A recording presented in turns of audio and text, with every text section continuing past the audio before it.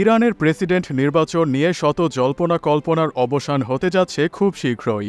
এরই মধ্যে গত শুক্রবার অনুষ্ঠিত ইরানের প্রেসিডেন্ট নির্বাচনের চূড়ান্ত ফল ঘোষণা করা হয়েছে। এতে সাবেক স্বাস্থ্যমন্ত্রী মাসুদ পেজেশকিয়ান ১,১৫,১৯৯৯ ভোট পেয়ে বিজয়ী হয়েছেন। তার নিকটতম প্রতিদ্বন্দ্বী সাবেক প্রধান পরমাণু আলোচক সাইদ জালিলি পেয়েছেন ৯৪,৭৩,৩৪০ ভোট। দেশটির স্বরাষ্ট্র মন্ত্রণালয় ভবনে স্থাপিত নির্বাচিত সদর দপ্তরের মুখপাত্র মোহসেন ইসলামী স্থানীয় সময় শনিবার বেলা 11:30টার দিকে চূড়ান্ত ফল ঘোষণা করেন। এতে দেখা যাচ্ছে মাসুদ পেজেশকিয়ান সর্বাধিক ভোট পেলেও বা নিকটতম প্রতিদ্বন্দ্বীর চেয়ে প্রায় ১০ লাখ ভোটে এগিয়ে থেকে বিজয়ী হলেও শতকরা হিসেবে তিনি পেয়েছেন মোট গৃহীত ভোটের ৪২.৫৪%। আর তাতেই বাধল বিপত্তি। দেশটির সংবিধান অনুযায়ী কোনো প্রার্থী শতকরা ৫০ চেয়ে বেশি ভোট পেতে ব্যর্থ হলে শীর্ষ দুই প্রার্থীর মধ্যে আবার নির্বাচন অনুষ্ঠিত হবে। সে অনুযায়ী আগামী ৫ জুলাই দ্বিতীয় দফা ভোট গ্রহণের তারিখ আগে থেকেই নির্ধারিত রয়েছে।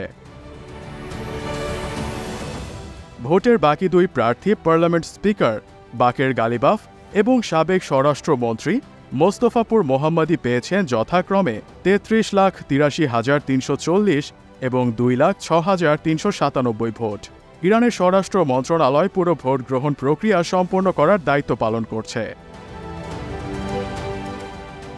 এ নির্বাচনে নিবন্ধিত ভোটার ছিলেন ৬,১০,০০,০০০, কিন্তু এর মধ্যে ভোট দিয়েছেন মাত্র ২,৪৫,৩৫,১৮৫ জন ভোটার।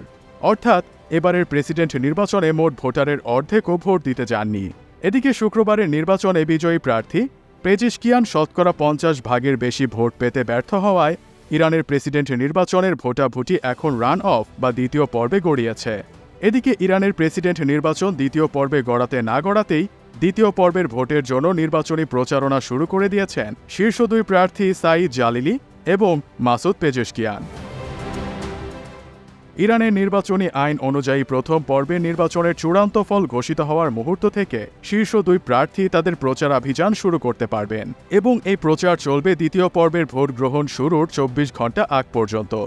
এর আগে ইরানের ১৪তম প্রেসিডেন্ট নির্বাচনের ভোট গ্রহণের সময়সীমা গত শুক্রবার ৩ দফা বাড়ানোর পর শেষ পর্যন্ত প্রায় ১২টায় শেষ হয় ভোট গ্রহণ। এই ভোট গ্রহণের জন্য ইরান জুড়ে স্থাপন করা হয় প্রায় ৫৮,০০০ ভোট কেন্দ্র।